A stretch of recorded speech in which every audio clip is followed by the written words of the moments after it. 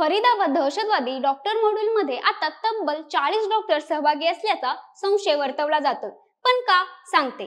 Delhi car स्फोटानंतर तपास यंत्रणांकडून देशभरात मोठ्या प्रमाणात कारवाया करण्यात आल्या। या कारवायांमध्ये 6 उच्च शिक्षित डॉक्टरांना ताब्यात घेत दहशतवादी डॉक्टर मॉड्यूलचा पर्दाफाश करण्यात आला। आता याच मॉड्यूलची मुख्य सदस्य आणि लखनौची रहिवासी डॉक्टर शाहीन शाहिद हिच्या चौकशीतून एक धक्कादायक बाब समोर आले। दहशतवादी संघटना जैश-ए-मोहम्मद सोबत कनेक्शन असलेली डॉक्टर शाहीन शाहिद ही उत्तर प्रदेशमध्ये काम करणाऱ्या जवळपास 40 डॉक्टरांना त्यांच्या दहशतवादी मॉड्यूलमध्ये समाविष्ट करण्यासाठी प्रयत्न करत होती। त्यामुळे आता पूर्ण उत्तर प्रदेशमध्ये कार्यरत असलेले तब्बल 200 काश्मीरी डॉक्टर आणि मेडिकल स्टुडंट तपास यंत्रणांच्या रडारवर आले आहेत। त्याचबरोबर या दहशतवादी डॉक्टर मॉड्यूलचं केंद्रबिंदू असलेलं अल फलाह युनिव्हर्सिटीतून देखील 15 डॉक्टर बेपत्ता आहेत।